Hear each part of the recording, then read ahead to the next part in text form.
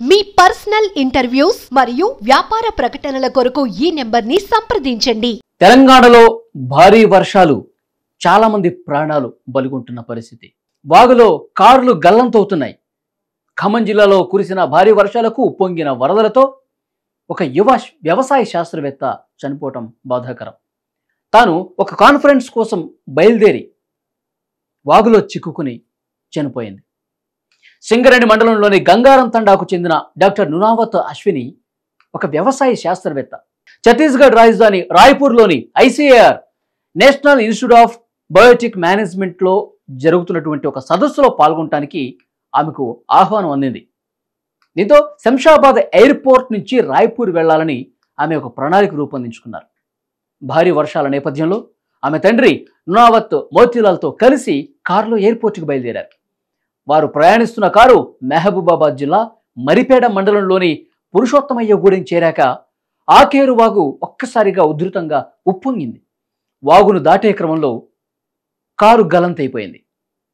అసలు ఈ ప్రయాణం చేయడానికంటే ముందే ఇంట్లోనే తల్లిదండ్రులు వారించారు. వాళ్ళమ్మ చెప్పింది, వర్షాలు పడుతూ ఉన్నాయి, ఎక్కడికక్కడ ఊళ్ళన్నీ కూడా జలమయమవుతున్న పరిస్థితి కనిపిస్తోంది, వాగులు ఉప్పొంగుతున్నాయి, ఈ వర్షంలో పోవటం అవసరమా అని చెప్పంటే, లేదమ్మా, చాలా అర్జెంట్ మీటింగ్ ఉంది, ఈ కాన్ఫరెన్స్కి నేను ఎట్టి పరిస్థితుల్లో అటెండ్ అయి తీరాలి అని చెప్పి పని మీద ధ్యాసతో ఆమె వర్షాన్ని సైతం లెక్క చేయకుండా వెళ్ళింది. కారులో ప్రయాణిస్తున్న డాక్టర్ అశ్విని ఈ వాగులో కొట్టుకుపోయి ఆ కారులోనే మృత్యువడికి చేరింది. గాలింపు చర్యల్లో అశ్విని మృతదేహం లభ్యమైంది. ఆమె తండ్రి కోసం ఇంకా గాలింపు చర్యలు కొనసాగుతున్నాయి. ఆమె తండ్రితో పాటే బయలుదేరింది. కారులో ఇద్దరు ఉన్నారు. ఒక్కసారిగా వాగులోకి వచ్చేసరికి చుట్టూ కూడా నీరు చేరేసరికి బ్రదర్కి కూడా ఫోన్ చేసింది ఆమె. కానీ బ్రదర్ అక్కడికి వచ్చే వరకే జరగాల్సిన ఘోరం జరిగిపోయింది. ఆ వాగులో కారు కొట్టుకుపోయింది. ప్రస్తుతం ఆమె తండ్రి కోసం కూడా గాలింపు చర్యలు కొనసాగుతున్నాయి. ఆ సదస్సులో పాల్గొనడం కోసం బయలుదేరిన ఆ శాస్త్రవేత్త వరదల కారణంగా ప్రాణాలు కోల్పోవడం పట్ల పలువురు ప్రగాఢ సానుభూతి వ్యక్తం చేస్తున్నారు. ఆమె ఆత్మకు శాంతి చేకూరాలని ప్రార్థిస్తున్నారు. స్థానికంగా ఉన్న ప్రజాప్రతినిధులు అక్కడికి వెళ్ళి వాళ్ళ కుటుంబాన్ని ఓదారిస్తున్నారు. అక్కడున్న గ్రామస్తులు కూడా చెప్తా ఉన్నారు, చాలా మంచి అమ్మాయి, చాలా మంచి మనిషి, చాలా మంచి కుటుంబం, ఇలాంటి శాస్త్రవేత్త మా ఊళ్ళో ఉండటం మా అదృష్టంగా వాళ్ళందరూ కూడా అశ్వినిని తలుచుకుంటూ బాధపడుతున్నారు. ఆమె ఆత్మకు శాంతి చేకూరాలని ప్రార్థిస్తున్నారు. ఇదిలా ఉంటే భారీ వర్షాల కారణంగా తెలంగాణలో ముఖ్యంగా ఖమ్మంలో ప్రజల పరిస్థితి ఎంత దయనీయంగా ఉందో చూస్తున్నాం. చాలామంది ప్రజలు మున్నేరు వరదలోని చిక్కుకుని ఇప్పటికీ ఉన్నారు. వాళ్ళని రక్షించాలని రోడ్ల మీదకు వస్తున్నారు అక్కడ బాధిత ప్రజలు. వరద ప్రభావిత ప్రాంతాల్లో పర్యటించేందుకు మంత్రి తుమ్మల నాగేశ్వరరావు అక్కడికి చేరుకుంటే ఖమ్మం ప్రజలు నిలదీశారు అక్కడ ప్రజాప్రతినిధుల్ని. వరద నీటిలో చిక్కున్న వాళ్ళని కాపాడేంత వరకు ఇక్కడి నుంచి కదలొద్దని మంత్రిని డిమాండ్ చేసిన పరిస్థితి కనిపిస్తోంది. కానీ ఏదేమైనప్పటికీ ఒకవైపు ప్రకృతి విలయం చేస్తే ఎంత ఘోరంగా పరిస్థితులు ఉంటాయో మనకు అర్థమవుతుంది. చాలామంది వాగులో కొట్టుకుపోతున్నారు.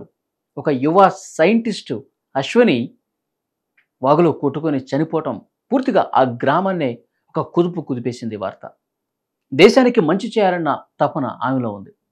మంచిగా చదువుకుంది, పీజీ చేసింది, సైంటిస్ట్ అయింది. తన వృత్తిలో భాగంగా వర్షాన్ని సైతం లెక్క చేయకుండా ముందుకు పోతే ఆ దేవుడు కానరాని లోకాలకి తీసుకెళ్ళిపోయాడని వారి కుటుంబ సభ్యులు, బంధువులు, ఆ గ్రామస్తులు చాలా బాధాతప్త హృదయంతో మాట్లాడుతున్న పరిస్థితి. ఇక చాలా ప్రాంతాల్లో ఇదే సిచ్యువేషన్ కనిపిస్తోంది. వాగులు ఉప్పొంగుతున్నాయి, ప్రవహిస్తున్నాయి. ప్రభుత్వం అధికార యంత్రాంగం తీవ్రంగా శ్రమిస్తోంది, ప్రజలకు అవగాహన కల్పిస్తోంది. ఒకవైపు ఒక గ్రామానికి మరొక గ్రామానికి రోడ్లు కూడా తెగిపోయాయి. ఎందుకంటే స్థానికంగా ఉన్నటువంటి వాగులు అంత తీవ్రంగా ప్రవహిస్తున్నాయి, ఉప్పొంగుతున్నాయి.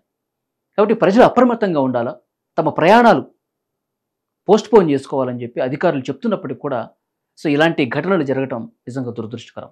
తెలంగాణ ఒక యువ శాస్త్రవేత్తను కోల్పోవటం నిజంగా బాధాకరం. ఆ కుటుంబ సభ్యులను ఓదార్చడం ఎవరితరం కావట్లేదు. ముఖ్యమంత్రి రేవంత్ రెడ్డి గారు కూడా స్పందించారు. ఆ యువ సైంటిస్టు కుటుంబం నేను కలుస్తాను, వాళ్ళకి ప్రభుత్వం తరఫున అండగా ఉంటామని చెప్పి రేవంత్ రెడ్డి గారు ఆల్రెడీ స్పందించారు ఈ విషయం మీద. అలాగే వరద నీటిలో చిక్కున్న వాళ్ళని రక్షించేందుకు ఏపీ నుంచి కూడా నేవీ హెలికాప్టర్లు రప్పించేందుకు తెలంగాణ ప్రభుత్వం తీవ్రంగా ప్రయత్నాలు కూడా చేస్తోంది.